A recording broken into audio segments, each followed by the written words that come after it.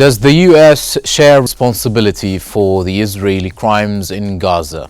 This is the question for this episode, and we delve into the complexities of US military aid, which is linked to nearly 500 reported incidents of civilian harm during the ongoing conflict.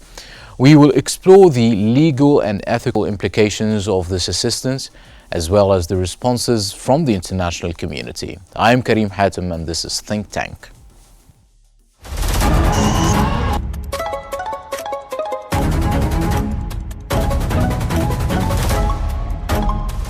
Our world is becoming unhinged.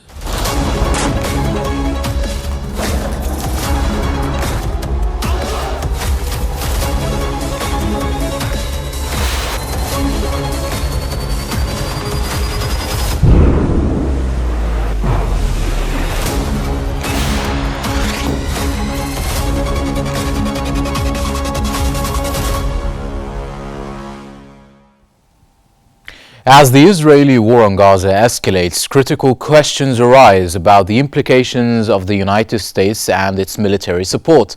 The ongoing humanitarian crisis raises urgent concerns about the consequences of American aid on civilian lives. Let's explore the complexities of responsibility and the pressing need to reassess military policies.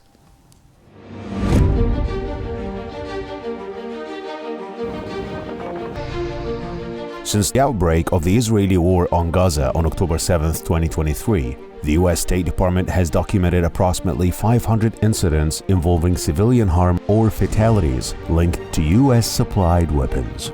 According to informed sources, no actions have been taken regarding any of these incidents, raising questions about Washington's accountability for potential violations of international humanitarian law. Information about these incidents is being compiled using the Civilian Harm Incident Response Guide, established in August 2023. Reports indicate that these procedures involve analyzing incidents and assessing their impact on policies. However, no cases related to Gaza have yet reached the third review stage. Notably, these incidents have been documented in collaboration with media reports and civil society organizations. At the same time, the Pentagon has initiated a review of the use of American weapons by Israel. However, a spokesperson for the office indicated that this review will not include allegations of human rights violations. Additionally, reports have shown that the United States has supplied Israel with over 50,000 tons of military equipment since the conflict began, raising concerns about the use of these weapons against civilians in Gaza. As international pressure mounts on the Biden administration to re-evaluate its military policy toward Israel, there is a growing possibility of imposing restrictions on military aid if the situation does not improve. We are joined now from Florida by Dr. Robert Rabiel, Professor of Political Science at Florida Atlantic University, and from Ramallah, the military expert Major General Habis al-Sharoof. Welcome. Let me start with you, Dr. Rabiel. Can you explain the methodology the State Department is using to assess the 500 reported incidents involving U.S. weapons in Gaza and the State Department's response to it? You know, I am really sorry, but the sound system, I cannot hear you well and I cannot hear your question well. I am terribly sorry. Can you hear me now? Okay, we'll try to adjust the sound for Dr. Rabiel. In the meantime, let me welcome again military expert Major General Habis al-Sharoof. Welcome, Major General. Now, what are the main challenges that we're facing right now amidst the current escalation in Gaza?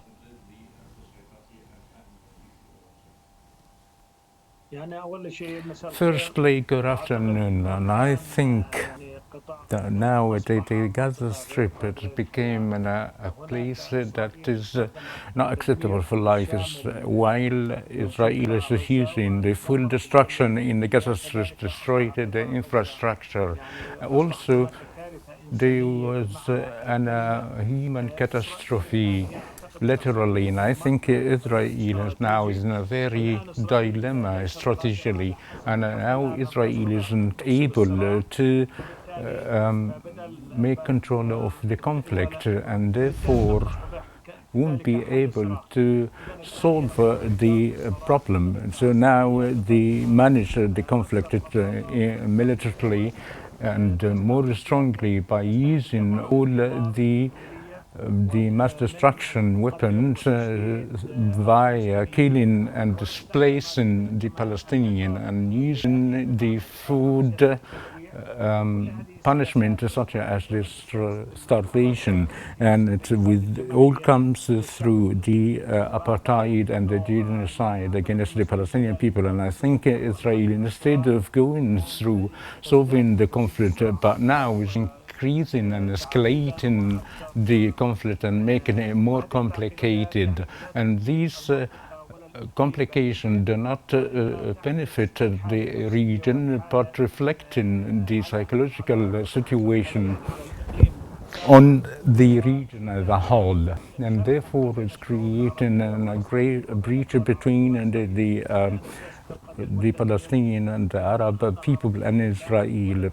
As the policy, no one is agree upon, but all is calling about the policy of negotiation and solving the issue in order to get back to be on the table of the negotiations and to please all the parties in the region.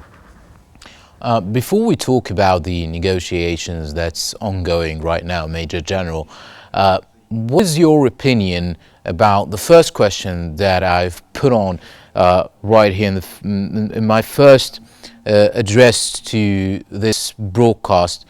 Do you think the United States shares responsibility for the Israeli war on Gaza? And do you think the United States has pressure on Israel regarding what's happening in Gaza?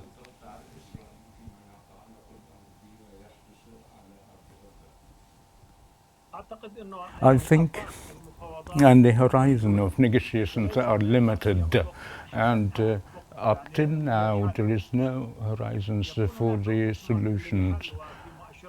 And if the US changed its policy supporting Israel, of the absolute support, because the Democratic and the Republic parties in favor of Israel. Therefore, Israel is going through in their policy against the Palestinian people, and the United States wants to let Israel to practice domination upon the Middle East for the purpose of their interest. And I think through the negotiation is trying to make delusions that there is a political mobilization, but up till now we do not see anything happening on the ground. And maybe there will be a progress in negotiations with respect to Lebanon and Hezbollah, but with respect to Palestine in general, we do not see anything. There is no tangible progress up till now through the negotiation of finding Middle East. The solutions are all known, and I think the only solution is to withdraw Israel before the 7th of October and to have an international conference for peace, and all the parties to accept and apply all the international laws.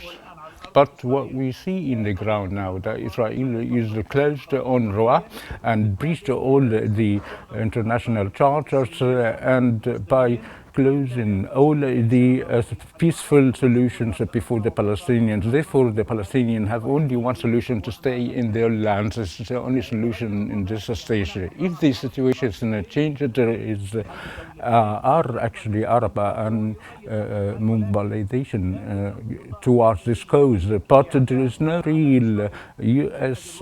pressures against Israel for the sake of ceasefire and reaching a peaceful solution that would accepted by all parties. What is the importance and the impact and the role of weapons export when we talk about the main question here in this episode, the weapons export and the weapons assistance of the United States to Israel in light of the peaceful talks or the ceasefire discourse that's been ongoing? Do you think there's contradiction here?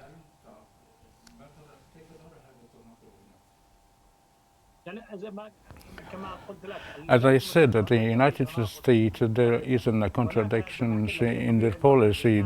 As I said, that they want to sell the delusions in achieving peace, and if they want to, so they're not, they shouldn't export the arms and buy cost of a 6.5 billion US dollar. If they want to cease a fire and regional war in the region, shouldn't have practiced economic pressures upon Israel, and they should have practiced pressures in Israel in Security Council.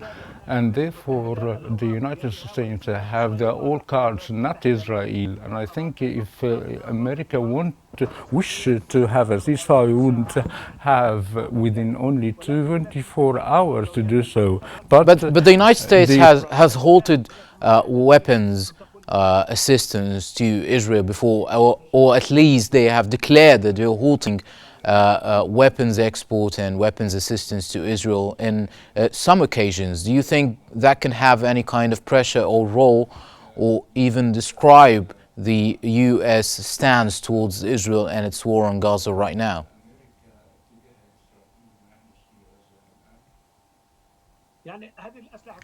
Had these military systems give more strength to Israel, and if Netanyahu think when they receive these types of military systems that brought to bios under the theme of afraid of the evil axis, and therefore don't accept or achieve anything but to have more solid and reluctant stances by Israel. Even lately, up till now, before minutes ago, we've seen the Israeli aircraft bombarded Gaza directly. As I live closely, and I can see this by eye, directing the Gaza Strip, as it became unacceptable, uninhabitable, and as the infrastructure been destroyed, and even the people don't have real armies the same as Israel, and therefore they use the policy of destruction, displacement, in order to displace the Palestinian people, which is the main goal of the Israeli government that they pursue this time. How do you assess the effectiveness of military strategies used by the Israeli occupation forces right now in Gaza and specifically in the north?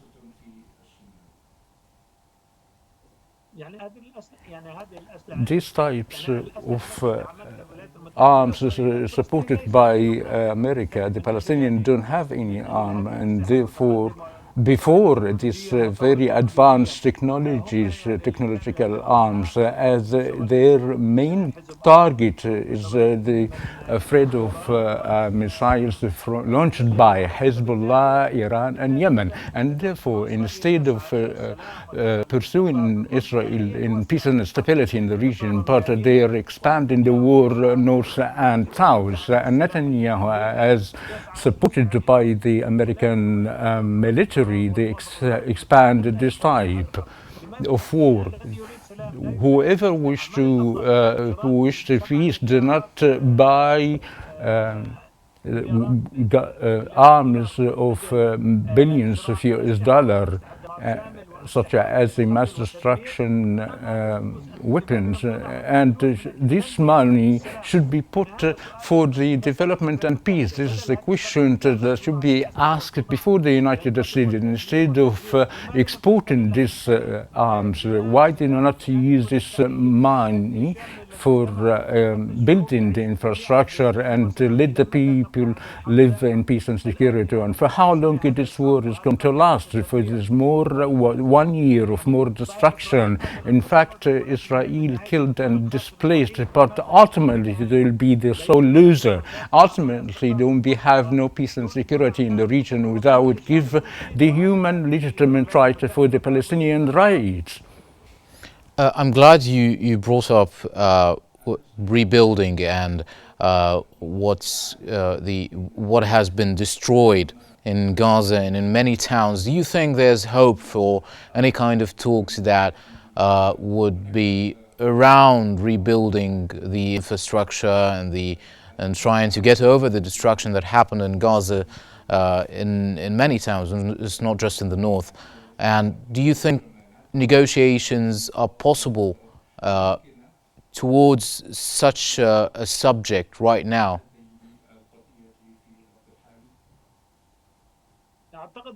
I think if there is ceasefire and withdrawal from Israel and exchange of prisoners and make it to hold an international conference, and I think the rebuilding isn't complicated, and many of world cities being destroyed following the Second and First World War, and as long as there is a will, as the Palestinian people wish to live in peacefully and But hasn't the stability. day after the war been a subject of disagreement in many of the negotiations, Major General?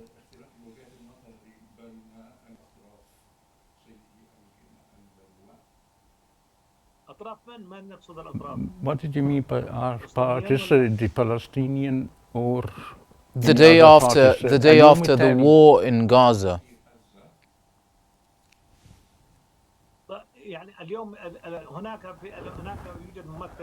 There is an only legitimate Palestinian party, which is the Palestinian Liberation Organization, and more than 130 countries acknowledged the cause of Palestinian.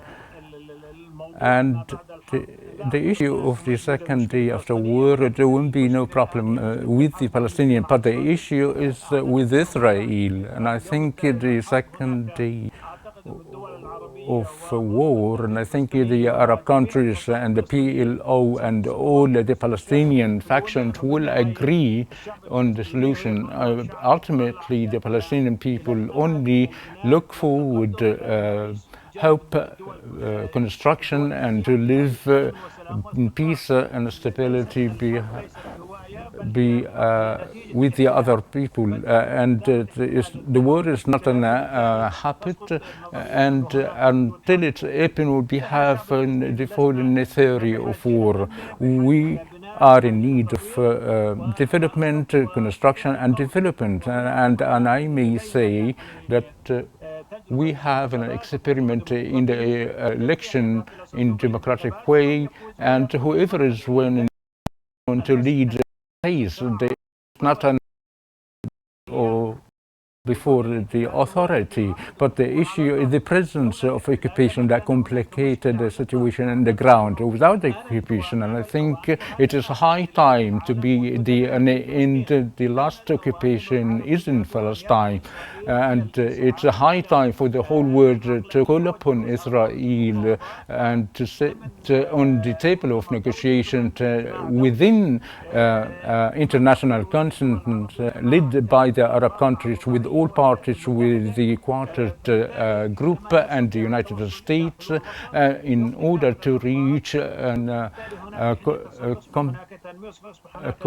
coincidence between the situation. And if there is a problem in Palestinian, the ballot box will be the role within the methodology of democracy as it is there in place before the Palestinian people, and all the institutions should be established through elections such as the municipalities and all the local development authorities. Therefore, for the whole world to respect this type of elections, and as a result, the world will accept it to continue to have a normal life.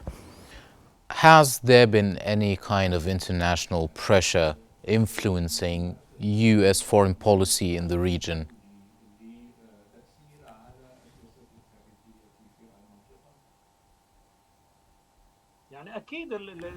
Certainly, there are international pressures as they're in place as always, And for Israel, there is no international pressures. Normally, the United States and Europe support Israel, and publicly they say that they have with the two state solutions.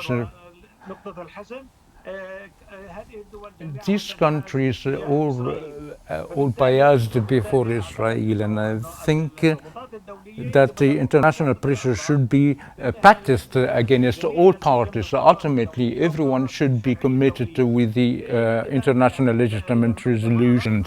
If the world community wish to be committed, what's the meaning of this type of legitimacy, and therefore would be useless.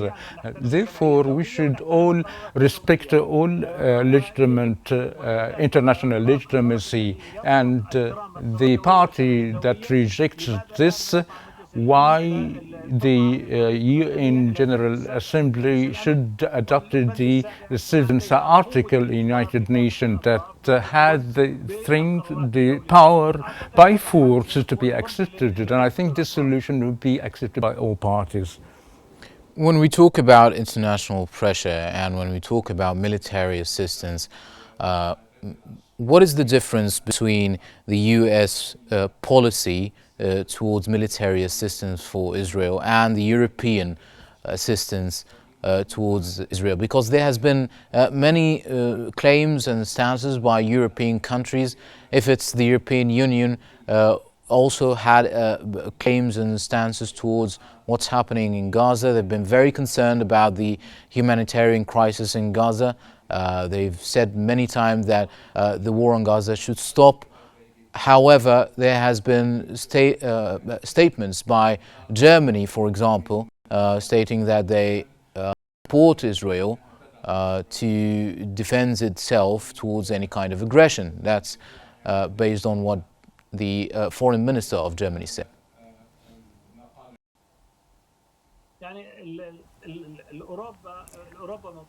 Europe is divided vis-à-vis the Arab-Israeli conflict, but France has a very advanced one. Britain has always feel the issue of Holocaust in against the Jewish people, and by saying that Israel is defending itself. But who is the aggressor? Is the destruction in Gaza, killing children, is self-defense? I do not understand the issue. This should be the aggressor Israel, not the one that's been aggressed upon. Without an occupation, the Palestinians be defending themselves as they do so. And the United States is so always saying that they defend themselves, but it is an authority that is based by the occupation and themselves practicing aggression against the civilians and everything, destroying everything in Gaza Strip. But what's been done by Israel is a full destruction, not a self-defense. If Israel had been occupied, would have been defending themselves against the aggression, but they are the aggressor on daily basis by the settlers, the Zionists. They do these aggressions 24 hours a day, and without any respect of human rights, international consideration. Therefore, there is a state of settlers, and this, by the name of Israel, that would lead of a long-standing war. No one would know their results, and therefore the European countries should stop exporting military systems to Israel, and therefore stopping the aggression of Israel against the Palestinian people. Well, thank you very much. That was military expert Major General Habis al-Sharoof. Thank you for your insights in today's Think Tank episode. Today's program has delved into the complexities that have not been resolved yet. The US military aid to Israel continues to raise profound questions about legal and moral responsibility in warfare. We hope you found today's insights and analysis valuable. Thank you for watching. I'm Karim Hatem. See you next time.